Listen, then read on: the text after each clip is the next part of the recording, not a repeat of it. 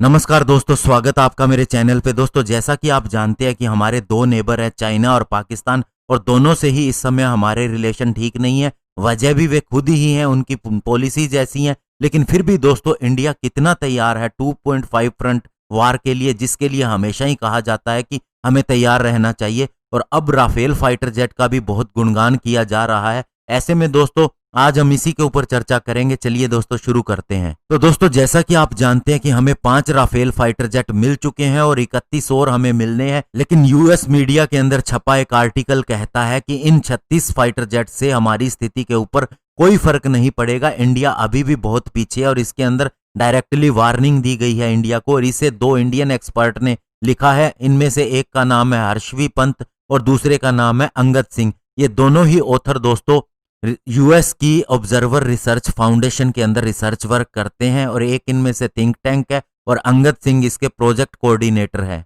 वे लिखते हैं कि 36 राफेल फाइटर जेट आने से सिर्फ इतना फर्क पड़ेगा कि एयरफोर्स को जो 126 फाइटर जेट की जरूरत है एमएमआरसीए के तहत, तो उनमें से 36 आ जाएंगे। और ये 126 फाइटर जेट हमें तब चाहिए थे जब हमने 1999 में कारगिल वार लड़ा था। लेकिन 10 साल के इंतजार के बाद भी ये डील पूरी नहीं हो सकी। और बाद में जब नई सरकार आई तो उन्होंने 36 Rafale fighter jet government to government deal के तहत खरीदने का फैसला किया। और वे कहते हैं कि historically Indian air force best equipped air force रही है इस रीजन के अंदर। लेकिन अब पिछले 2 दशक की बात करें तो हम थोड़ा पीछे हो गए हैं। और अब जैसे कि चाइना और पाकिस्तान का एक कोलैबोरेशन हो रहा है तो हमारे लिए खतरा और ज्यादा बढ़ रहा है। जहां चाइना ने अपने फाइटर जेट को एलएसी के ऊपर लगा दिया है बहुत बड़ी संख्या में, वहीं पाकिस्तान भी अपने स्कर्दू बेस के ऊपर अब एक्सरसाइजेस कर रहा है जो कि पीओके के अंदर स्थित है। और वे कहते हैं कि 36 राफेल फाइटर जेट आने से इंडिया की पावर तो बढ़ेगी, लेकिन ये संख्या में कम है। हमारी 2025 तक स्क्वाड्रन स्ट्रेंथ 30 ही रह जाएगी, जबकि हमें 42 की स्क्वाड्रन स्ट्रेंथ हर हालत के अंदर चाहिए ही चाहिए।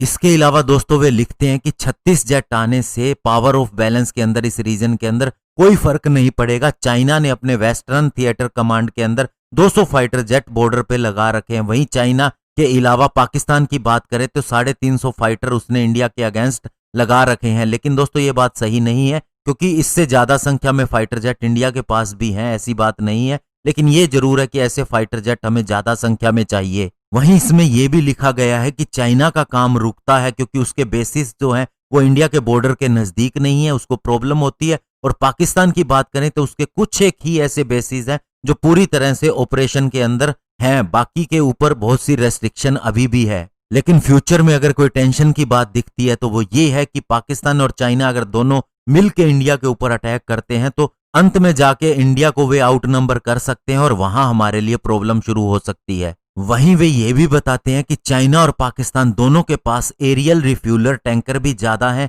और एयरबोर्न अर्ली वार्निंग एयरक्राफ्ट भी इंडिया से ज्यादा है। तो ये एक तरह से फोर्स मल्टीप्लायर का काम करते हैं, स्पेशली रेंज को भी बढ़ा देते हैं, एंड्योरेंस को भी बढ़ा देते हैं और सिचुएशनल अवेयरनेस को भी बहुत ज्यादा बढ़ा देते हैं। अगर हम अवाक सिस्टम की बात करें तो चाइना के पास 2 तरह के लोकल बने एयरबोर्न अर्ली वार्निंग सिस्टम है। वहीं पाकिस्तान के पास एक चाइनीज प्लेटफॉर्म है और दूसरा उसके पास स्वीडिश प्लेटफॉर्म भी है। अगर हम 2019 की रिपोर्ट की बात करें तो पाकिस्तान के पास 3 साब 2000 और 4 शांक्सी Y8 प्लेटफॉर्म थे। और उसके कंपैरिजन में इंडिया की बात करें तो इंडिया के पास उस समय पे 3 फाल्कोन सिस्टम थे जो इसराइल से लिए गए थे और रशियन IL-76 एयरक्राफ्ट के ऊपर लगाए थे। और साथ ही दोस्तों 2 लोकली बने नेत्रा सिस्टम भी थे जो एम्ब्रर एयरक्राफ्ट के ऊपर लगाए गए थे। और 2018 में जो यूएस पब्लिकेशन की डिफेंस न्यूज रिपोर्ट आई थी उसके अंदर कहा गया था कि चाइना ने 15 एयरबोर्न अर्ली वार्निंग सिस्टम को इंडक्ट किया है जो कि 2 तरह के डिजाइन के अंदर हैं।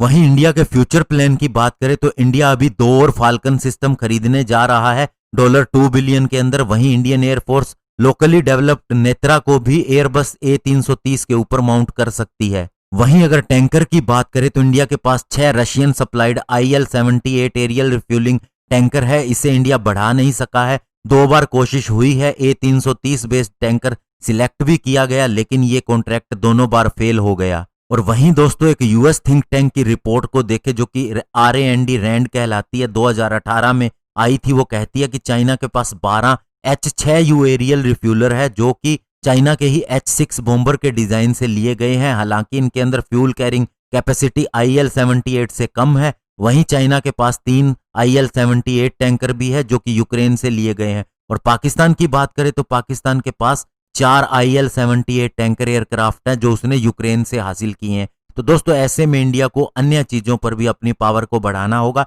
लेकिन यह भी सच्चाई है कि इंडिया इन सभी के बारे में सोच रहा है। अभी सारी चीजें तेजी से की जा रही हैं। और जहां तक राफेल फाइटर जेट की बात है तो डील 36 के बाद में और भी आगे बढ़ सकती है। MMRC अभी कैंसिल नहीं हुआ है और लोकली भी इंडिया फाइटर जेट बना रहा है। धन्यवाद, जय हिंद।